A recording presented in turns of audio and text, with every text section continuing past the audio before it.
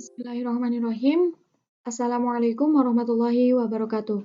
Alhamdulillahirabbil alamin. Assalatu wassalamu ala sofil anbiya'i wa mursalin Sayyidina Muhammadin wa ala alihi wa sahbihi ajma'in amma ba'd.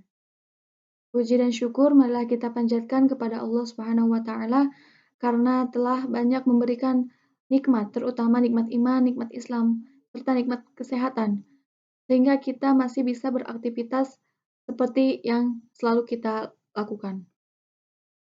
Shalawat serta salam semoga tetap tercurah limpahkan kepada Nabi kita, Nabi Muhammad SAW, kepada keluarganya, sahabatnya, dan tak lupa kepada kita selaku umatnya yang insya Allah akan taat dan patuh terhadap ajarannya. Amin, amin, ya robbal alamin.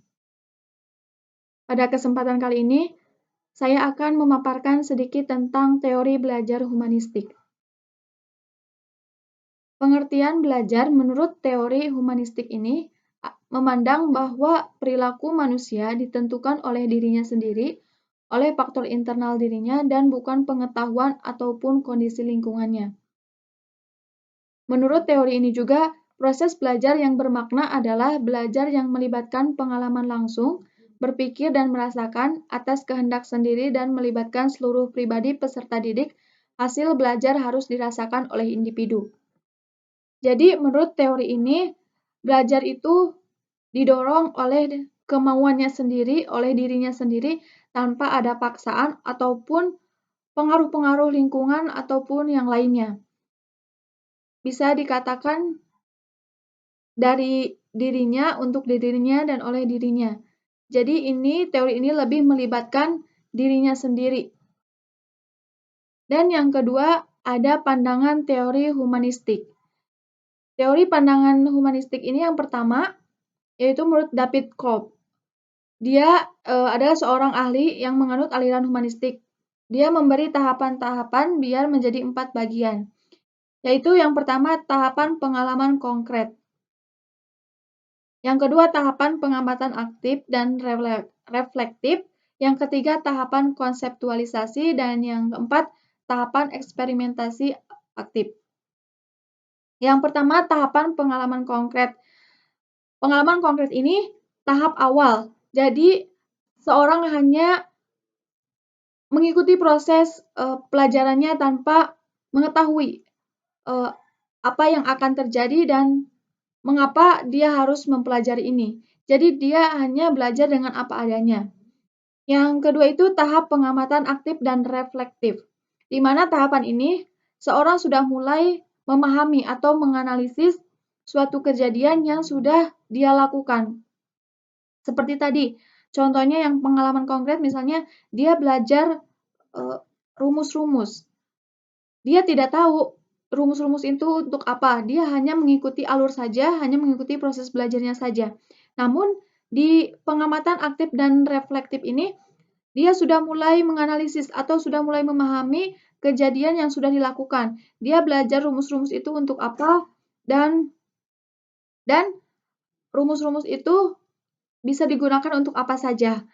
Dan yang ketiga itu tahapan konseptualisasi, di mana di sini diharapkan suatu kejadian atau proses belajar yang sudah terjadi bisa diterapkan dalam kehidupannya.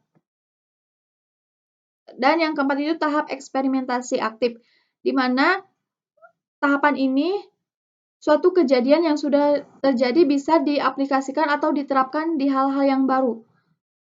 Misalnya dalam rumus-rumus, dia tidak hanya memahami rumus-rumusnya saja, tetapi rumus-rumusnya itu bisa diaplikasikan untuk memecahkan suatu permasalahan. Dan yang kedua itu menurut Honey dan Alan Mumford. Pandangan mereka berdua tentang belajar diilhami oleh pandangan Kolb mengenai 4 tahapan belajar.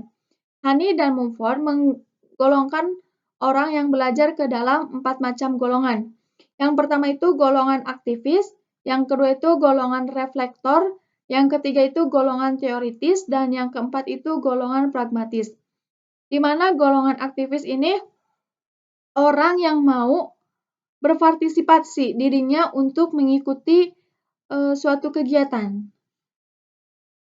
Yang kedua itu golongan reflektor. Ini golongan yang berbalik dengan aktivis. Di sini dia mempertimbangkan atau berhati-hati dalam mengambil suatu keputusan. Golongan relevektor ini juga golongan yang tidak bisa dipengaruhi oleh orang lain. Yang ketiga itu golongan teoritis, yaitu golongan yang kritis dalam suatu permasalahan. Hampir sama dengan relevektor, namun golongan teoritis ini lebih mendalam, lebih dicari penyebabnya ininya. Dan yang terakhir tuh golongan pragmatis. Yang keempat golongan pragmatis ini yaitu golongan yang tidak mau bertele-tele atau tidak mau berteori, berdalil-dalil, tetapi dia lebih condong ke ingin lebih terjun ke praktek. Jadi dia nggak mau bertele-tele dalam suatu kegiatan. Dan yang ketiga itu menurut jargon Habermas.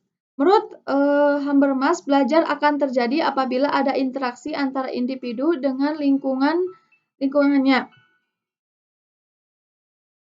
Lingkungan yang dimaksud merupakan lingkungan belajar, yaitu lingkungan alam maupun lingkungan sosial, sebab di antara keduanya tidak dapat dipisahkan. Habermas membagi tipe belajar menjadi 3 bagian, yaitu belajar teknis, belajar praktis, dan belajar emansipatoris. Dan yang keempat itu menurut Bloom dan Cardwell.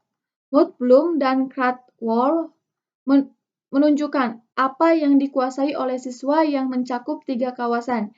Yang pertama itu kognitif. Kognitif ini terdiri dari 6 tingkatan. Yang pertama itu pengetahuan. Contohnya mengingat atau menghafal. Yang kedua itu pemahaman atau menginterpretasikan. Yang ketiga itu aplikasi atau menggunakan konsep untuk memecahkan suatu permasalahan. Yang keempat itu analisis atau menjabarkan suatu konsep. Yang kelima itu sintesis atau menggabungkan bagian-bagian konsep menjadi suatu konsep utuh. Dan yang keenam evaluasi atau membandingkan nilai ide, metode, dan sebagainya. Yang kedua itu psikomotor, yang terdiri dari yang pertama peniruan atau menirukan gerakan, yang kedua itu penggunaan, yaitu menggunakan konsep untuk melakukan gerak. Yang ketiga ketetapan, melakukan gerak dengan benar. Yang keempat itu perangkaian, melakukan beberapa gerakan sekaligus dengan benar. Dan yang kelima naturalisasi. Yang ketiga itu afektif. Afektif ini terdiri dari 5 tingkatan. Yang pertama pengenalan, ingin menerima, sadar akan adanya sesuatu. Yang kedua merespon atau aktif berpartisipasi. Yang ketiga penghargaan, menerima nilai-nilai, setia kepada nilai-nilai tertentu. Yang keempat pengorganisasian atau menghubung-hubungkan nilai-nilai sebagai bagian dari pola hidup. Yang C, penerapan teori belajar humanistik dalam pembelajaran yaitu lebih menunjukkan pada ruh atau spirit selama proses pembelajaran yang mewarnai metode-metode yang diterapkan. Peran guru dalam pembelajaran humanistik adalah menjadi fasilitator para peserta didik, sedangkan guru memberikan motivasi. Kesadaran mengenai makna belajar dalam kehidupan peserta didik. Jadi penerapannya guru itu sebagai fasilitator dan sebagai motivasi untuk membangun gairah semangat belajar siswa. Peserta didik berperan sebagai pelaku utama atau disebut dengan student center yang memaknai proses pengalaman belajarnya sendiri. Diharapkan peserta didik memahami potensi diri, mengembangkan potensi dirinya secara positif dan meminimalkan potensi diri yang bersifat negatif. Ya, mungkin sekian dari saya. Mohon maaf, mungkin banyak kesalahan. Kurang lebihnya mohon maaf. Wabillahi taufiq wal hidayah. Wassalamualaikum warahmatullahi wabarakatuh.